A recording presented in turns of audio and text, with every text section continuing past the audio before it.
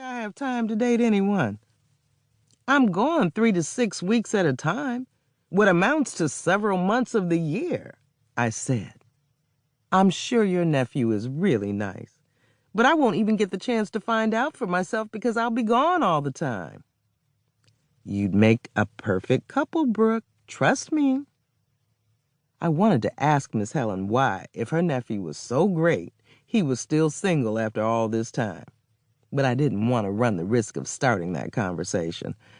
Besides, I knew there was probably a pile of intercompany mail piled on my desk for me to handle, along with the other endless tasks I had to take care of on the day I returned to the office. I'll talk to you later, Miss Helen, I said, and then waved before I walked away from her desk and down the hallway. I opened the door to my small office, and just as I had suspected, I was welcomed with a pile of folders and mail on top of my desk. I placed my messenger bag on one of the small chairs that faced my desk and immediately reached for the gallon jug of water under my desk and filled my aromatherapy diffuser. I always felt the need to air out and zen my workspace as part of my morning routine. Tap, tap, tap. Good morning, said a male voice. I turned around to see Brandon, my boss, standing in my doorway. Good morning to you. Was good, Brooke? He asked as he strolled inside. I see you about to badooify it up in here. He shook his head at me as I put drops of essential oils in the water and turned the tiny machine on. Badooify? Is that even a word? I laughed. Don't hate because I'm trying to ignite positive vibes in here. Your positivity is enough to brighten any room. Brandon smiled. You're looking good. I stood back and stared at him. He was looking well put together, as usual, in his perfectly fitting slacks and crisp white shirt with the collar open. I didn't even have to look down at his shoes, which I already knew were stylish and expensive, the only kind he wore. His handsome face was clean-shaven and his hair cut fresh. His deep-set eyes were damn near as perfect as his smooth, reddish-brown skin and white teeth. He was good-looking, and he knew it, but not in an arrogant way. He was an all-around nice guy that everyone liked, including me, most of the time.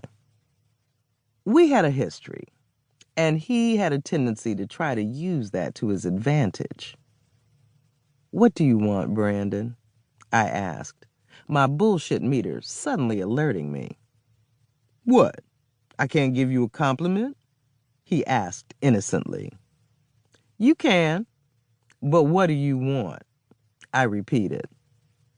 Brandon turned around and closed the door, letting me know that whatever he was about to tell me was going to make me either super happy or super pissed, both of which would cause a reaction that he didn't want the rest of the office to hear. He pulled the empty chair closer to my desk and sat down. Oh, I know this is about to be some BS. I shook my head and waited for him to speak. Okay, Brooke, check it, he said. I know you just got back, but no, hell no, absolutely not, Brandon, I told him before he could even finish his sentence. Wait, just listen for a sec. No, I'm not listening. Come on, Brandon. I'm not scheduled to go anywhere else for a month. You promised me if I took this last training class, I was good for a minute. Now here you go. I snapped. I know, but this isn't even for full training.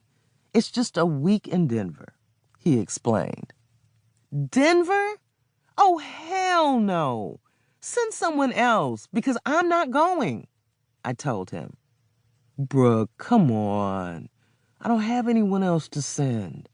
Send Holly's ass. She never has to carry her ass anywhere. She stays here and does what? She damn sure doesn't train because I have to do the in-house classes here too for some odd reason, I said, referring to my young blonde coworker, whose only job responsibilities seemed to be putting up colorful